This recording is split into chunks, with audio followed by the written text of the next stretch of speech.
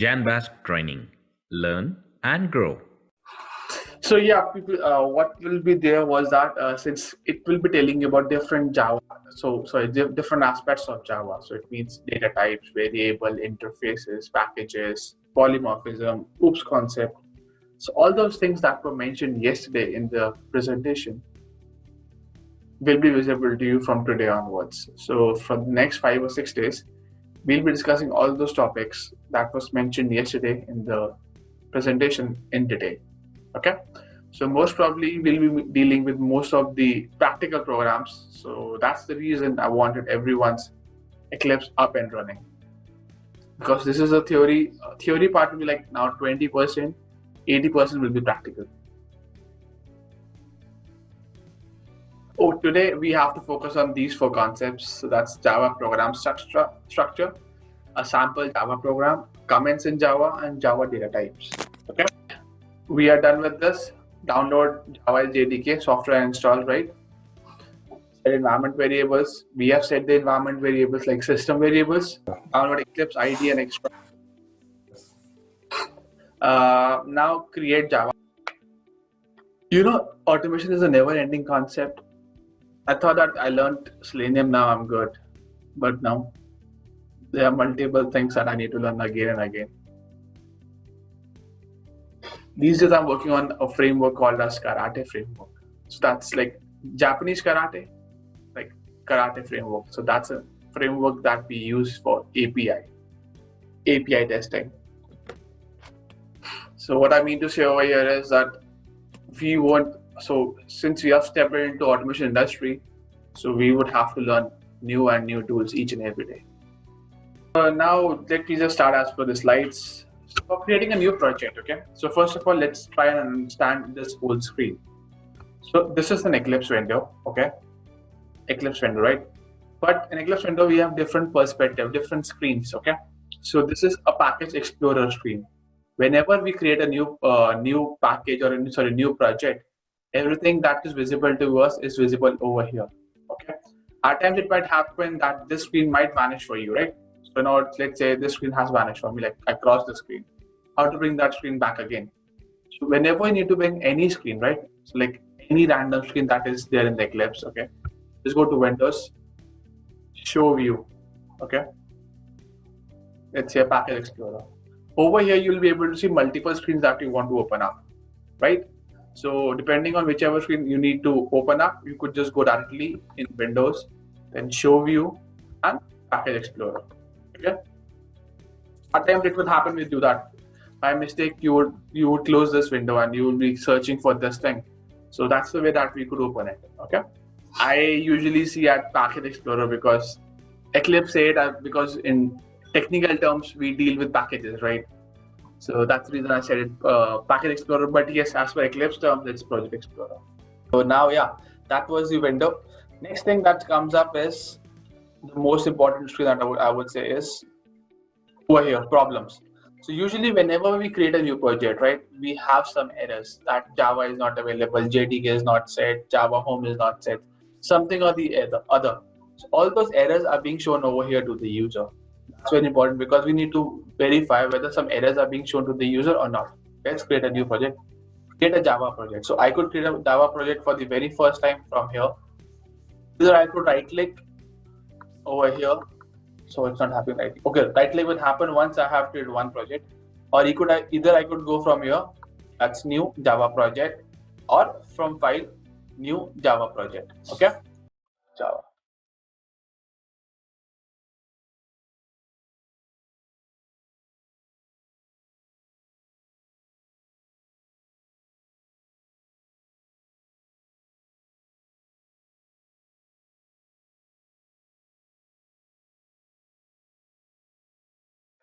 So I created a new project. Okay, now since a project has been created for me, so what will happen?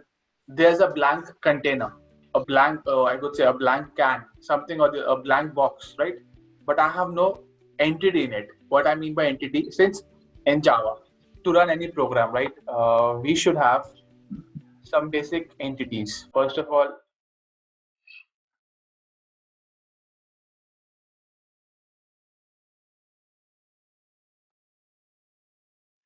Basic entities as in like create a Java project, but it's a blank container because in Java it deals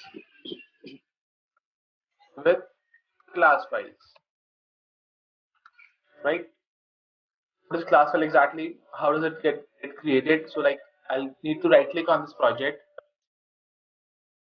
right click, uh,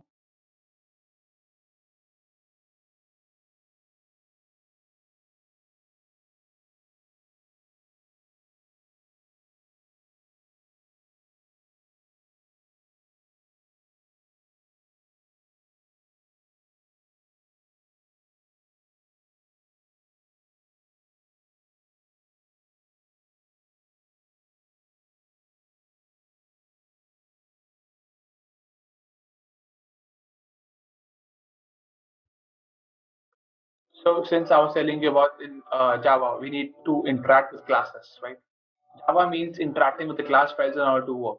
So once we have created the project, need to create a class file now, right? So once we have created the class file, we need to give a name that we have already done. So we don't need to do that again. First class. So the first class was syntax.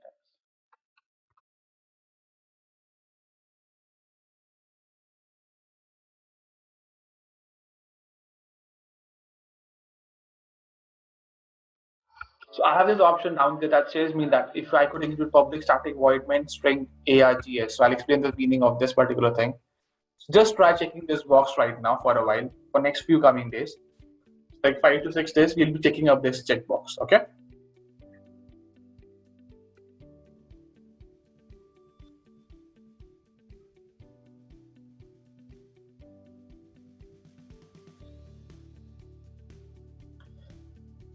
So team, did you see this? What happened right now? We got this thing automatically created with us. So first of all, it gave us the class name, syntax explanations, right? That is my class name that I just described over here.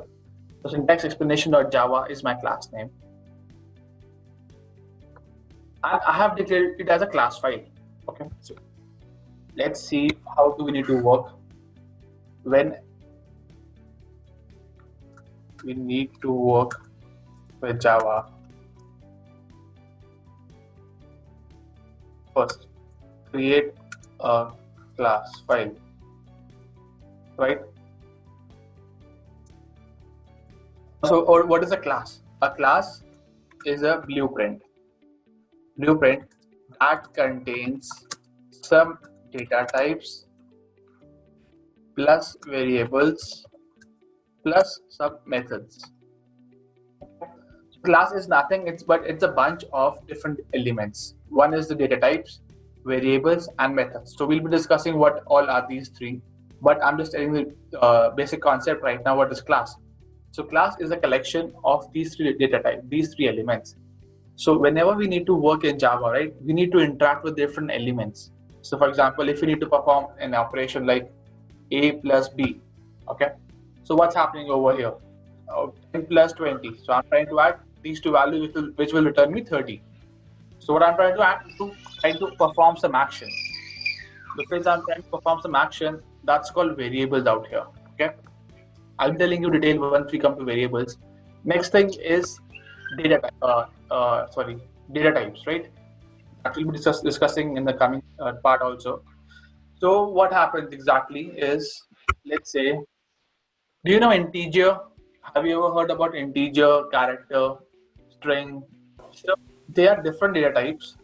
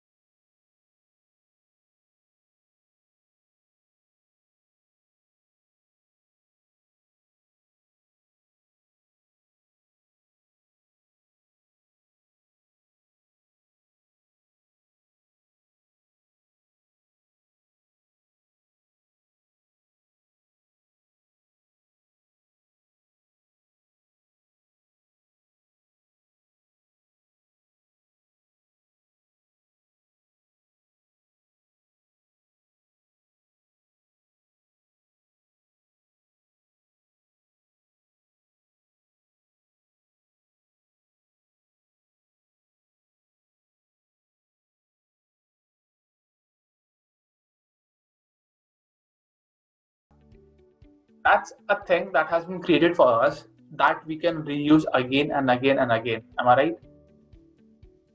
We might have to buy that thing new at times, but we have a probability that we could use that thing again and again and again. So they created once, right? Once means they created it once, but they're using it again and again and again. Am I right? Are you following this concept in a very layman language right now? Now coming to technical part, let's open calculator. Okay. So now this is a calculator. Okay. So since this calculator functionality is available to us, right? So anyone who is having any laptop with them, they would be having this calculator application with them.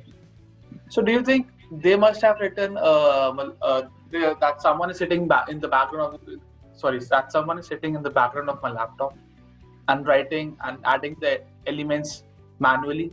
So let's say I wrote an example of calculator. Let's say I want to add 10 plus 20. So what will happen? So is someone sitting in the back of my laptop and doing this calculation manually?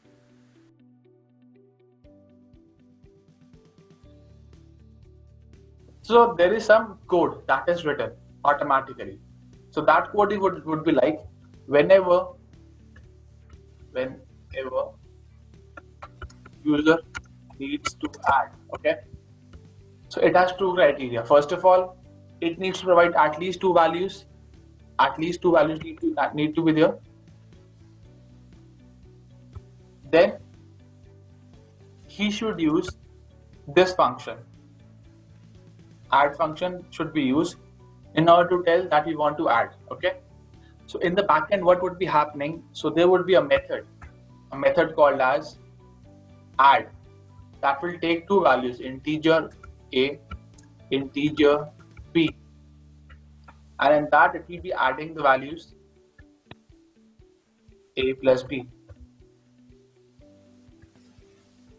So you see, whenever anyone will be coming out there to add either 10 plus 20, 30 plus 40, 60 plus 80, something or the other, these values will be taken as an input over here. So value 10 will be taken as a over here, value 20 will be taken as b over here, and in the function they'll be adding these two values up, summing these values up. So what are they doing? They just created a basic function which could cater all these requirements. Rather than doing the calculations again and again, they create a basic function that could help them to use this functionality again and again. So let's that was the example of calculator. So are you clear with this? Yes. Now coming to Selenium. So Selenium, okay, or Java, or JRE, or JDK, or Eclipse.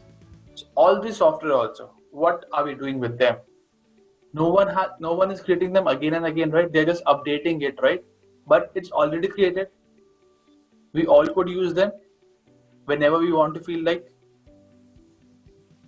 So what is this? Now they have created a basic, I would say, a basic suitcase or a basic method that could be used whenever required, again and again. So basically, class is a blueprint. Blueprint means it's like an architecture or a digital format which includes three basic concepts, three basic elements: data types, variables, and methods. And we'll be seeing all of them in much more detail in the coming sessions. But yes, whenever we need to write a program, okay, we need to write initially like this. Let's remove all this. So what I'll be writing over here is public class syntax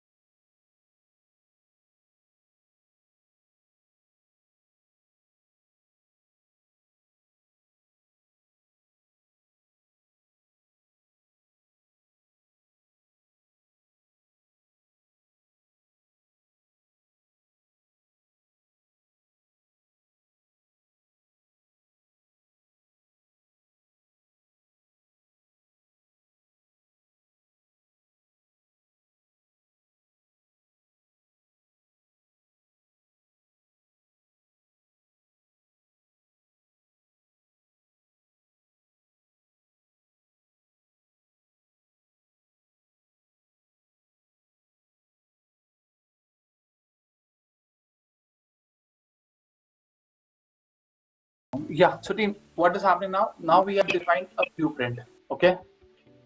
Class syntax explanation. Now we have another term that's called public.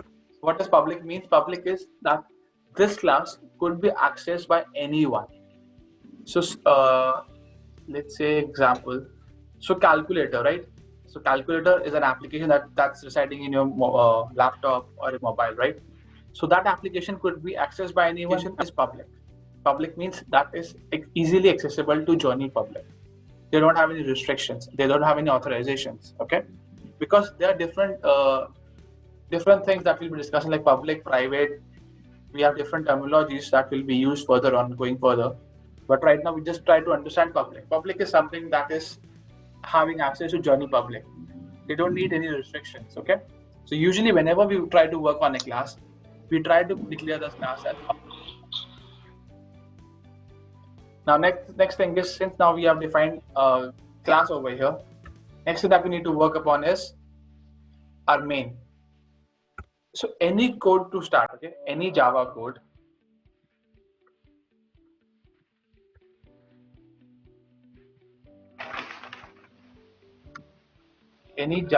to start, the compiler always looks for main class, main method. So you know what happened exactly? Whenever, so let's say I want to, so if you remember, you all were tapping this green button yesterday, right?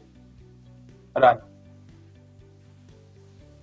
So what was exactly happening? At this particular moment internally, there's a Java compiler, right? A Java compiler is a compiler who converts this .java file into .class file. So what I mean to say over here is .java file to .class file. So team, basically, first of all, our system or our laptop doesn't understand the languages that we are writing. Okay, first of all, we don't understand this public class syntax explanation because it's not built on that concept. What does a laptop understand is 1 0 0 1. So that's binary code, right? A system understands this level of code only. They don't understand hello Sam. Okay, they will understand this code because it's English language, and our system is not configured for handling that English language.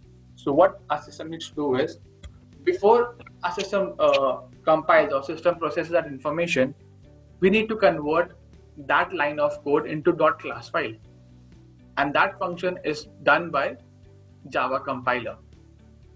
So whenever you tap on this run button, first of all, the whole program is compiled. So that means the whole Java program is converted to .class file.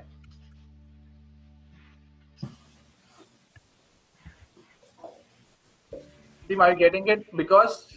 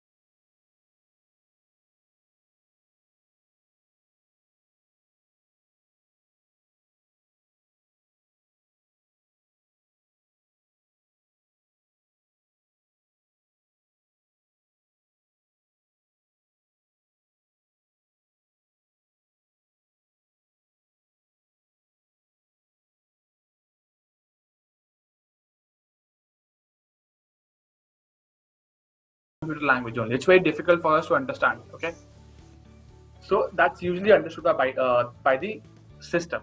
So initially, in order to make this system or this laptop know that, hey, I need to print hello Sam or hello Dilip on the screen. Okay, I need to convert this .java file into .class file. So that is done automatically. We don't do anything manually. So whenever we tap on this green button, it gets created automatically. Okay, I'm just telling you the internal working of it. That's how a Java program works. Java file is converted to .class file that is required for further processing. And during this tenure, okay, during the tenure when Java file is getting converted to .class file, what it looks for.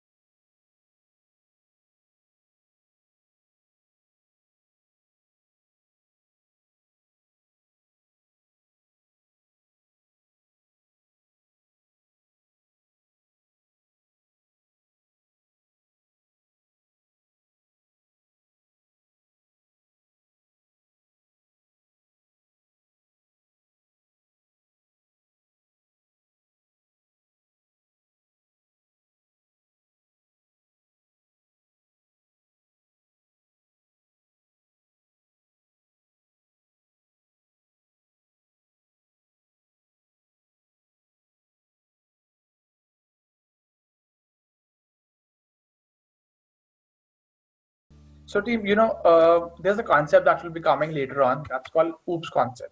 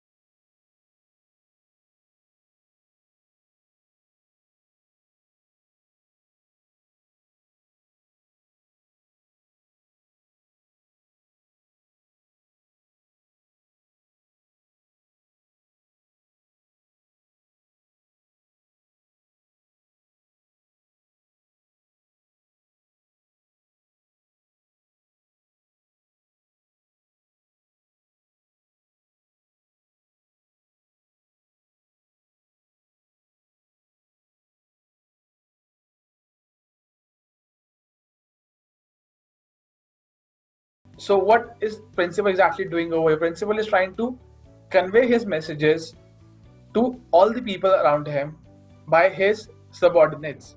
And subordinates are teachers over here. Because principal can't go to each and every person and tell him, right? So that's the reason he has hired teachers, and teachers are conveying the messages that is required to be conveyed. So that's the reason the class cannot go everywhere. We need to create a subordinate of the class, and that's called an object. So that object will tell, hey, I am a member of this syntax explanations. So I have all the properties of syntax explanations, whatever you need. I have the variables, I have the data members, data types, I have the methods. You just call me and you can access syntax explanation class directly. Accessing object of syntax explanation will empower me to access this class. Rather than taking the class everywhere, what I took that, I just took a name called as object. That's it. These three letters helped me carry forward this whole class. Okay? So this thing will be told you in very much more brief manner, like very good manner, much more when we come to the OOPS concept. Just trying to tell you, why are we using static keyword? We are using static keyword because whenever we need to call anything in the class, whenever we need to interact in the class, we need to first create an object. But right now we are not creating an object. So static method is a method that allows anyone to call that particular method, like main method over here. So main method is a static method. Okay. So main method could be called without creating an object of the class. So let's take an example. I hope it's clear till now.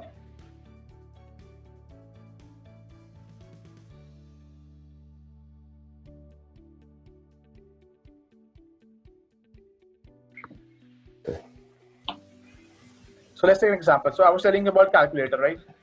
So I was telling you that add is a function that will be taking two values, a comma b. Am I right? So in order to call this function, right, what I would be needing to do, since let's say I have defined add function over here in this particular class. So I have defined add a comma b over here in this particular class where I'm performing the function as a plus b.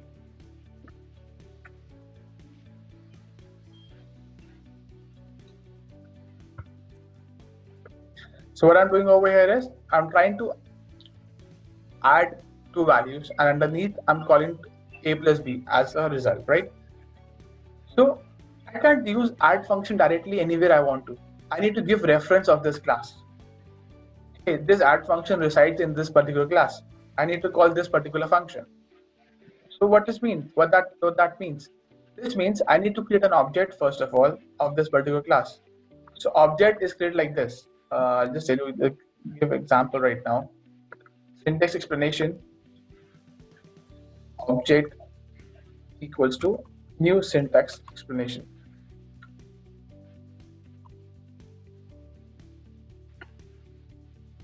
Then I'll be calling like object dot add in comma 20. So team, this is the way that we refer this add function. Since this add function is part of this class, am I right? I have created a reference object to this class. So wherever I want to use the properties of this class, I could just use this object.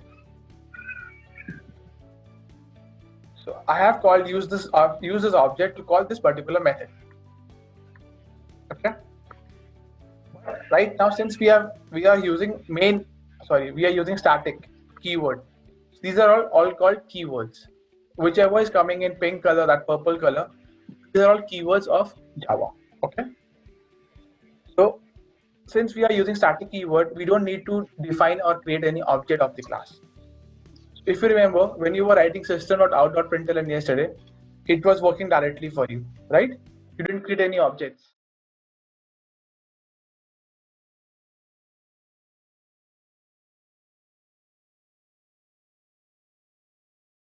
You just created a simple line and wrote simple line that system.out.println that got executed because it was residing in this particular brackets. If you remember, I told you write the value underneath these brackets, right? Because anything that will be residing underneath it will be executed automatically. Static means any method could be called without creating an object of the class. Void means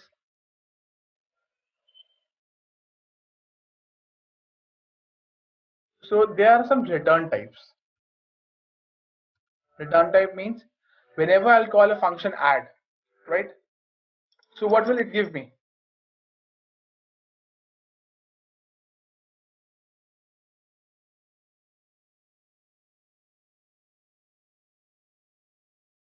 Output is called as return value. As a return gift that's given to me by anyone. So if let's say I go to someone's birthday, give me return gift if they wanted to give me return gift, right? So output, what they give me, they're giving some output. So that's a return gift for me. So in technical terms, it's a return value. But that return value will also have some data type because this A was integer, this B was integer. So that value that is being returned will also have some data type.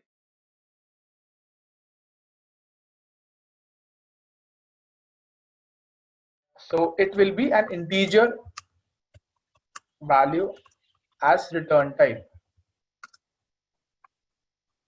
So if it was integer value, I could have mentioned over here as int. But since we are not expecting anything to be returned from this main function, that's the reason we have mentioned void. Void is something that doesn't have any return type.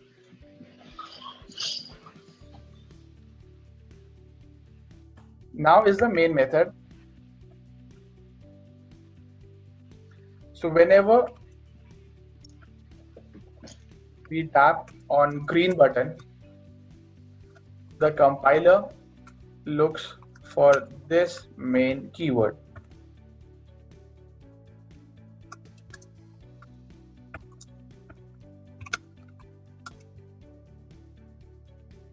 So wherever he finds the main keyword, right, it starts executing the program. For time being, just leave this concept. Just don't try to understand this concept right now. We'll tell you later on once we come to that part. So just try to remember this basic syntax. First of all, we need to create a class. Once the class has been created, now we need to start the brackets. The bracket has been started, right? But how will we start executing the code? We need to mention public static void main. So that's the reason if you want to execute any line of code, we need to mention public static void main underneath it. Team, am I clear? But for these two lines, I've explained a lot that I even didn't understand myself in the very first phase. Main is a keyword, but main can be overridden. So what I mean by overridden is that I could even use public static void main in multiple classes. So let's take right now there's only one Java file, okay?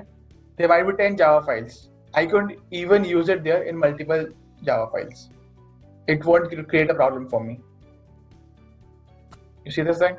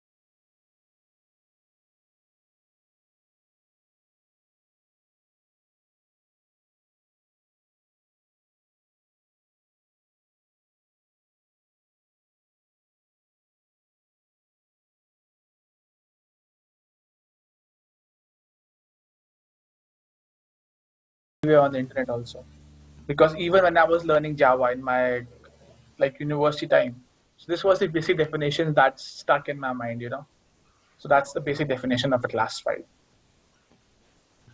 Class is a blueprint that contains data types, variables, plus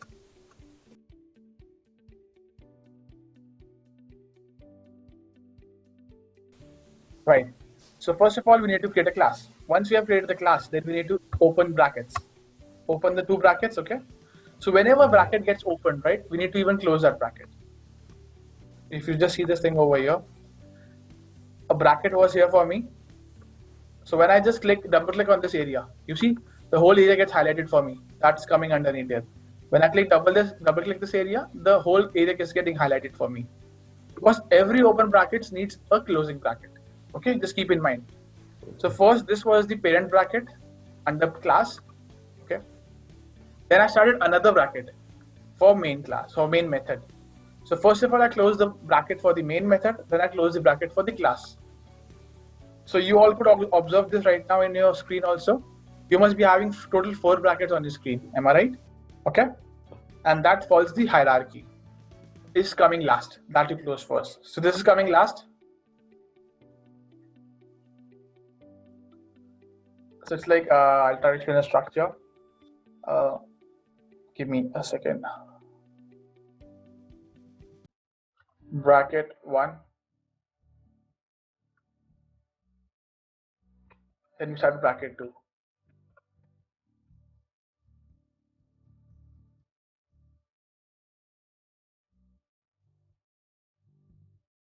So do you see a letter P on your keyboard?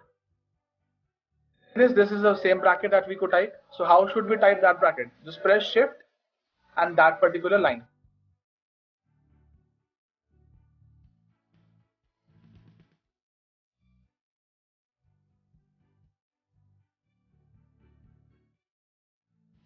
So just tap shift on your keyboard and the corresponding key to the P letter. So there's a key that has different brackets. So one is the square bracket like this, okay? And one is this bracket. So we need to use this curly brackets. We call this bracket as curly braces. Curly braces. This is called as, holy shit, man, my spelling. Square brackets, okay? So we need to use curly brackets over here. Sorry, curly braces over here.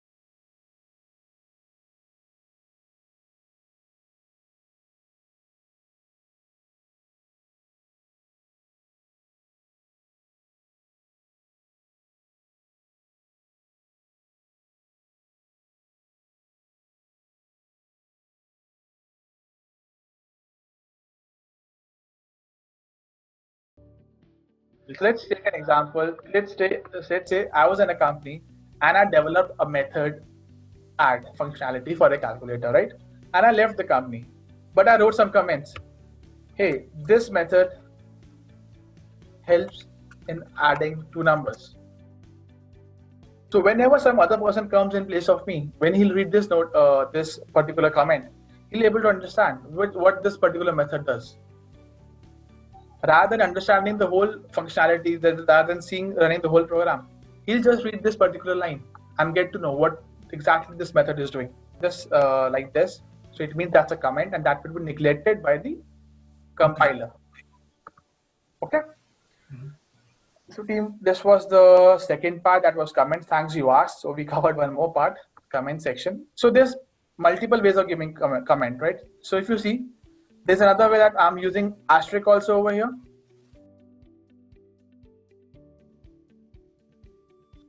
That's the same thing. So this is a single line comment. This is a single line comment. Okay, and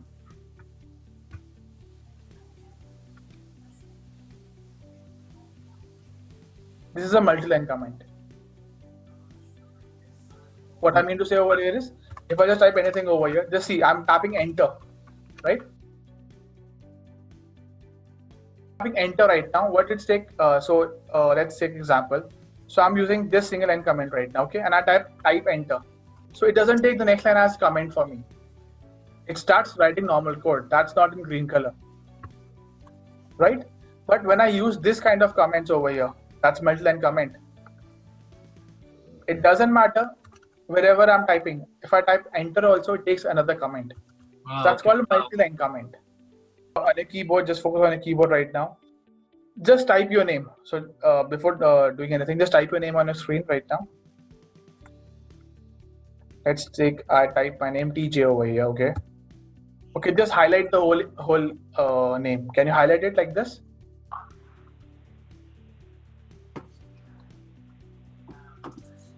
Once done, please let me know.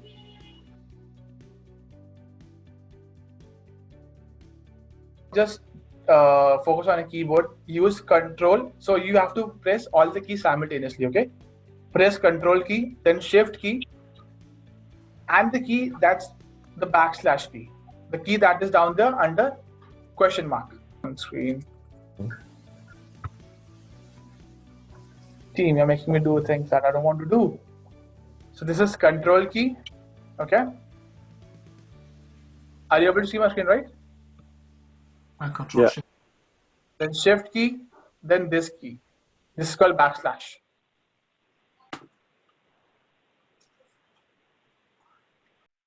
Are you able to get it? This is the way that we give multi-line comments.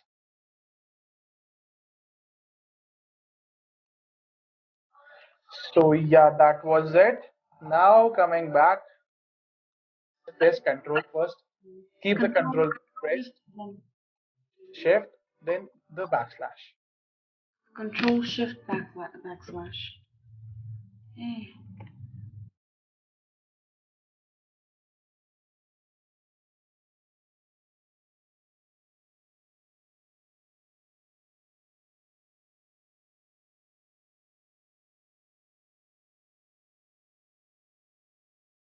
Comment.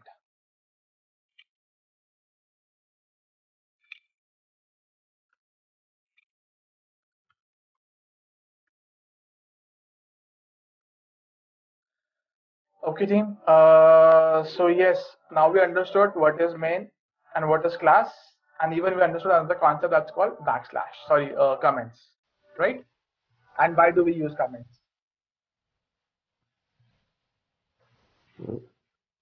Let's go back to this now. It's been a while. So we have seen class main method right now. Okay, have you seen all this? Now let's see another concept that's called system.out.println. Ah man, my whole class looks like shit.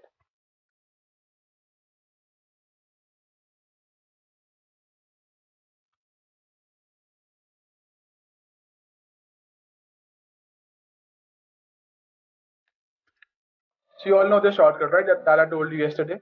The keyboard shortcut for getting the whole thing. So instead of typing system.out.println, just type a simple line of code. Just type it on the screen right now. SYSOUT.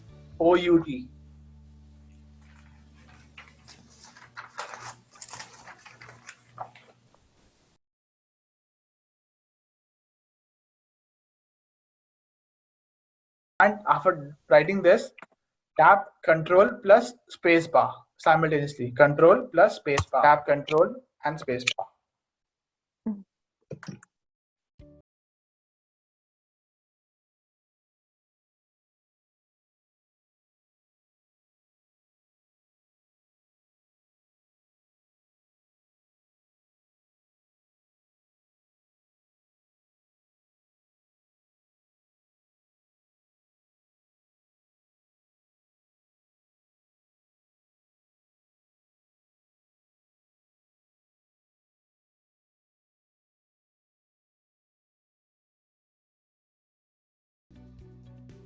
So now what will happen for me? This is a line that helps in Java programming to print, okay? So if you hover your mouse, just take your mouse and just keep your mouse on the system keyword. Now, this is a functionality that is being provided by you, provided to you by Eclipse editor. So we don't know that whichever function is doing or what a function is doing, right? So it tells us that this is so whenever we take our mouse over this, it tells us something about this particular function, that system.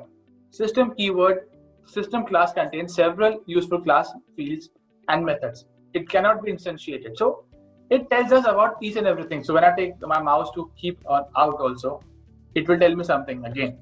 You see this thing? So it tells me each and everything that is required for a method. So this information is already there in Eclipse. That's already fed in. Okay. So this is a helpful information to understand that what is each method about, where does this each method comes from. Okay. The standard output stream. This stream is already open and ready to accept output data. So it's telling you something about each and every method that's out there. So let's take an example that public.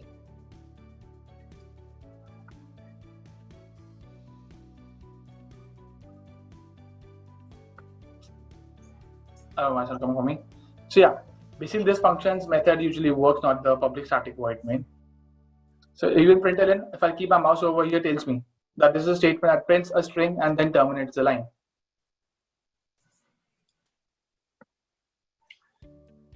So what am I doing? System, now let's hover the mouse again back on system. So system is a class, okay? System is a class that contains several useful class fields and methods, okay? So now out is a method.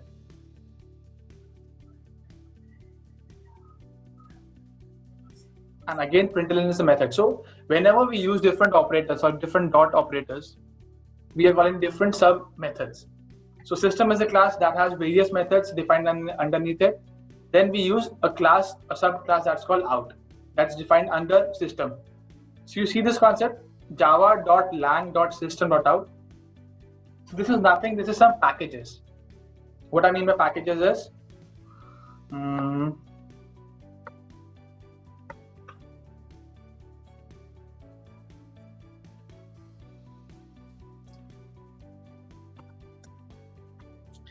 java.lang.system.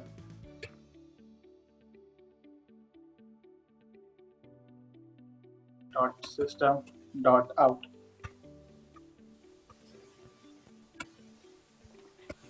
So let me try explain you again once again. So Selenium was a jar.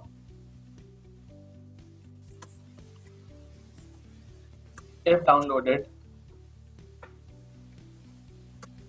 then we could use the methods defined underneath it. So right, so Selenium was created by someone, but if we just import or if we just take that jar file and just keep it into our system, what is packages? Packages is nothing in layman language, it's a folder. So right, we have some folders onto our systems that says training, that says personal photos, that says resume, that says office work, right? We must be having some random folders like C drive. We all do have C drive onto our system. That's a folder for us. And under C drive, we have different subfolders. Correct? So over here, java.lang.system is a folder which contains multiple methods. Multiple methods are residing under this folder.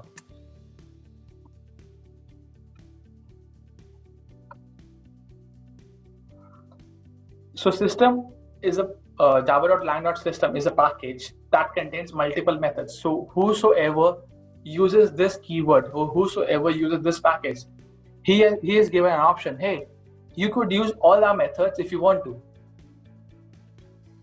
So let's say whenever I type system dot, you see all these methods are there that I could use.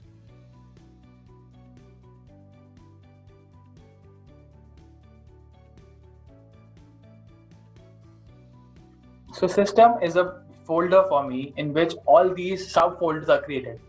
So subfolder means method and system is the main class. So system, okay, let's say you are a parent, right? You are a parent and you have your children. So system is the parent and further things are the children.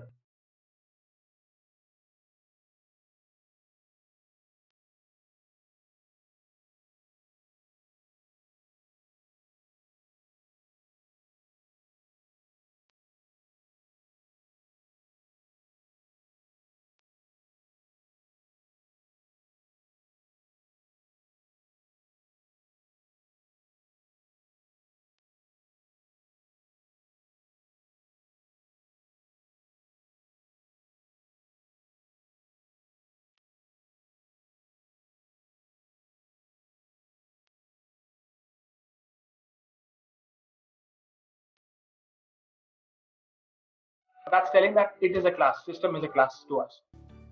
So these green functions, you see the green ones, dots. These are the methods. Oh, the green is the methods. Yep. Okay. You don't need to cater about these right now. That will told you later on. Don't get confused with this. All the green dots that are available over here are the methods that you could use, the sub methods. Okay, the subfolders. Okay. So this subfolders or this something has been defined under such packages. Java.lang.system. So it gives an option that we could use system class. Now if we need to use system.out also, now we need to go further, dig down. Okay, that we have used system. Now we even need to use .out. Let's see how can we use it. So we just place .out folder over here and we just say out. So usually we write this kind of statement as the very first line of our code. So let's see and copy this over here. Before even the class begins, right? I need to write this import. Import means I'm taking something from some other item. Import java.lang.system. You see this thing? What I'm doing, I'm taking all the functionalities that are defined under this particular folder or package. Now is it clear to you? One thing, you know what? Just take a mouse, place it over this, and use your control key. So keep your mouse over system, then press control key.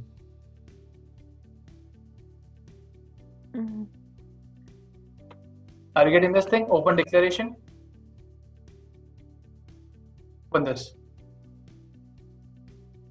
So there's a system.class that gets open for you. And if you see that, where does it reside? It resides somewhere down there in this particular path. But you can't view it because it's some library that we can't edit it. Right? They are proprietary things that we can't edit.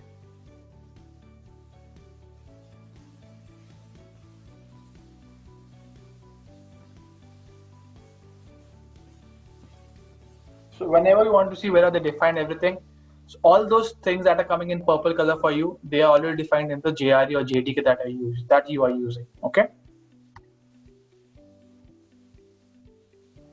Now, if I need to run this program, what I need to do is I just need to tap on this green icon, and once I tap on this green icon, it will run the program for me.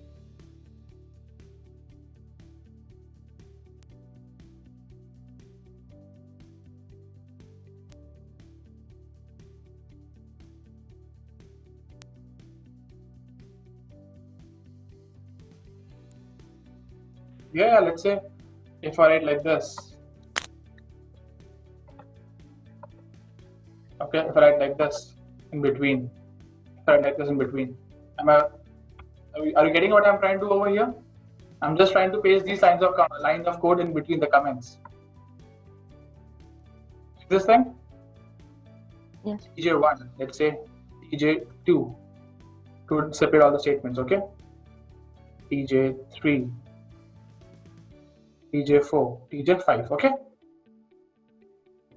Now just run this.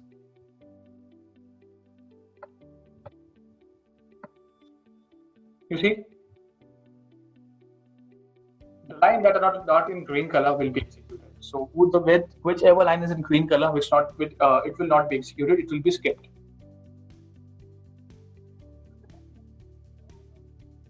It's a very basic concept, but yes, it's very important also. So as to understand how does the whole class works.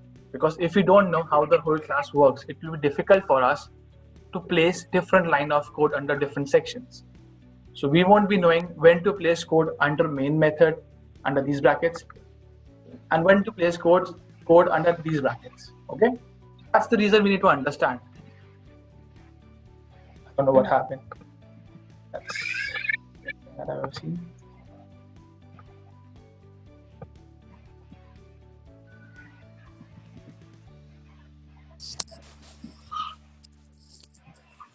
Holy shit, I don't know what's happening. Okay, it won't happen for you.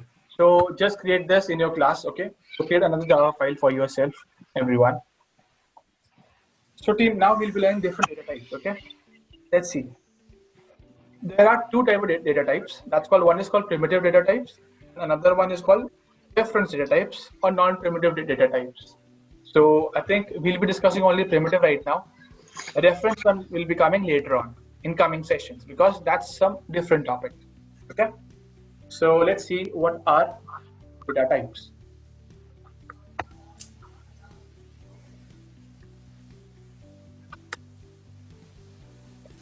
We have two categories. One is primitive, another one is non-primitive. Okay. So for these sessions, we'll be considering only primitive data type right now. We don't need to move right now to the non-primitive, but we'll jump into that later on. Okay. Because that's some other concept. Let's see what is primitive. Primitive data types are the ones that are defined by the Java itself, and they have some defined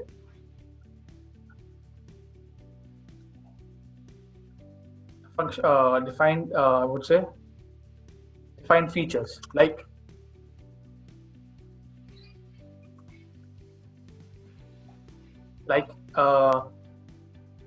what is the range of storing elements? I'll tell you what do I mean by range over here of storing the elements. Okay, what type of data it could store, what type of data it could store. Okay, these are two main basic features of data types that is already defined by Java. So these features are only defined for the primitive data types. Okay, what are all different primitive data types? Let's see. It's called integer. The first type is integer type. So they are like integer type, arithmetic, relational, conditional. You'll see different data types right now.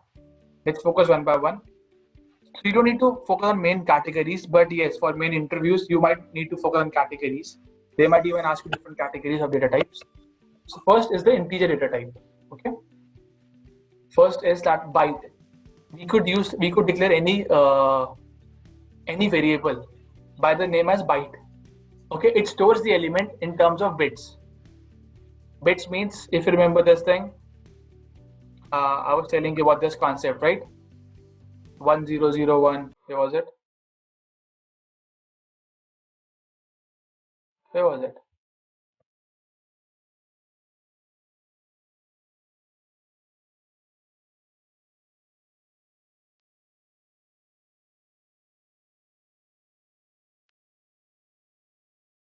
001. So these are all what are all these? These are some byte codes. Okay, but each and every item is a bit over here.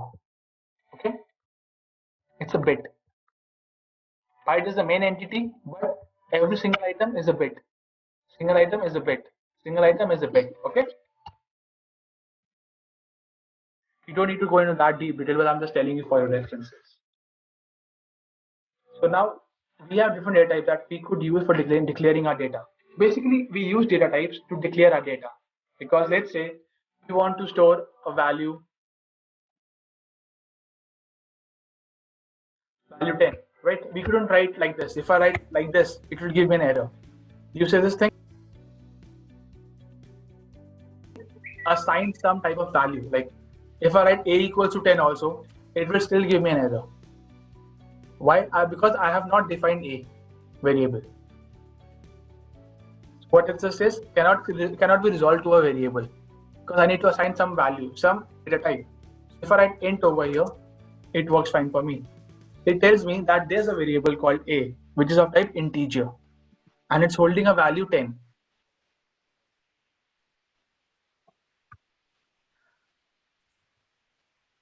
There is a variable a which has value 10 and is of type integer. Okay, so this line is telling me these three items.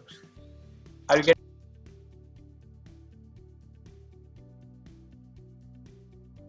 any variable, like any values we need to work upon. We need to define the data types. What is the data type of this value? Because whenever we need to work in Java, we need to define, hey, we are trying to use integer. Hey, we are trying to use Boolean. Hey, we are trying to use double. So there are different data types that we'll be seeing right now. So so there are byte. We could even write like this. Just copy this code. So like we could like this byte a byt a equals to 10. One more thing I'll try to show you over here. You see this thing? It's giving me an error again because I've already defined a variable, right? How can I change data type again? I'm saying at one place I'm integer. Now I'm saying I'm byte. What the fish is happening, dude? You have one entity, not two entities, right? So that's the system is saying, not me. Okay, what the fish? So that's the system is saying. So we can use the variable once. We can declare a variable once, right? We can change the values whenever we want to. So let's say an example. If you remember initially when I was trying to write like a equals to 10, it was giving me an error, right? So if I write this line just before the statement, see, it will give me an error. Because I have not defined yet the variable a. Once I have defined the variable a, I could write it anywhere, wherever I want to, wherever I want to. Doesn't matter. It will not give me an error because now I have defined the variable type a. That's it's an integer. Now I could rewrite this line wherever I want to, but for the very first time I need to define which type of variable it is. Okay. Yeah.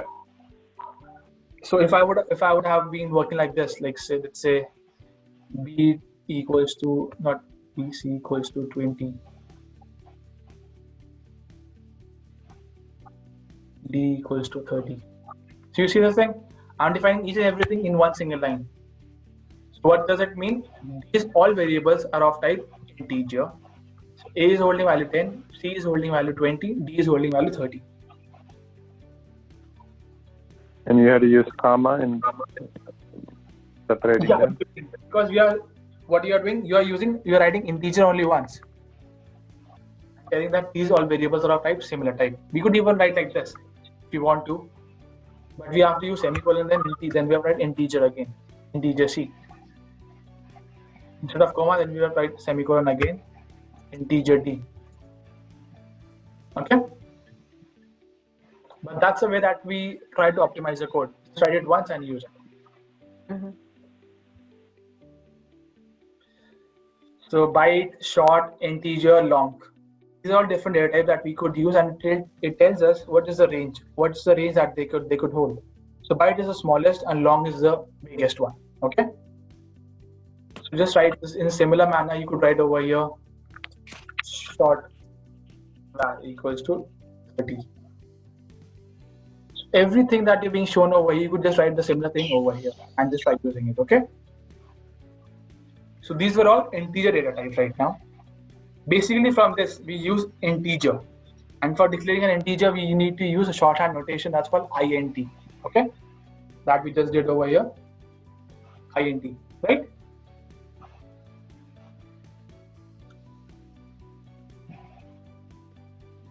This thing. Next is something called relational data types. So it's nothing, these are two values that's called float and double. It helps you to hold decimal values now. So these are holding only, let's say I write 10.1 over here. So it will give me an error because integer is meant to hold only normal values without any decimal. But if I write 10.1, it will show me an error. It will say me type mismatch, cannot convert double to int. So what it feels like, this is a double value. Then why are you declaring it as an integer? Did it? So Eclipse give you real information, what the error they are facing. So it tells type mismatch. It cannot believe that 10.1, which is a double value, we cannot convert it to integer value. So that's the reason it's asking us to write double over here instead of integer. So whenever we need to work with decimals, either we need to use float or double. Okay? So float is a smaller instance that holds little bit values, and double could hold much more larger values. Next is character. So we use char over here.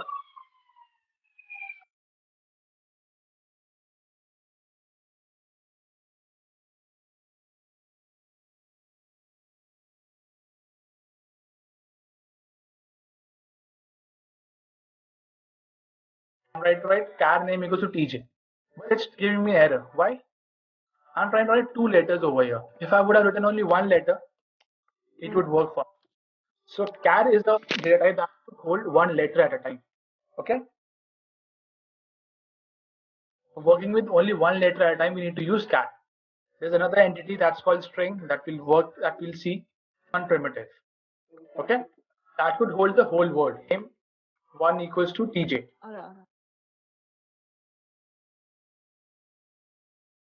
Tj over here, it will throw me an error. Because character is only responsible for holding one letter at a time.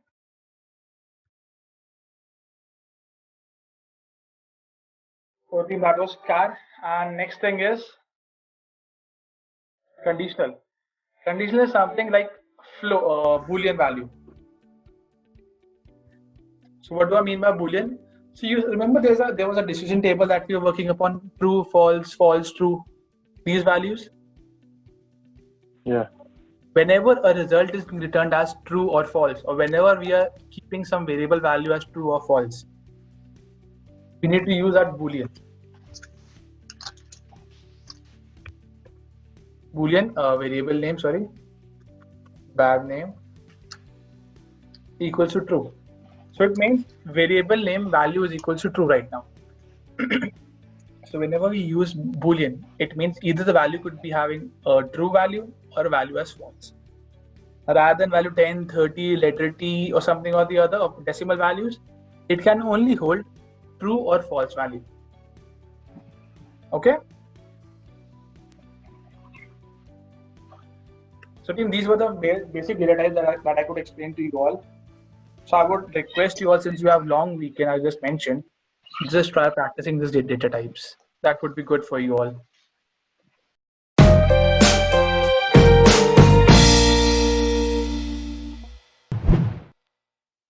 JanBass Training. Learn and grow.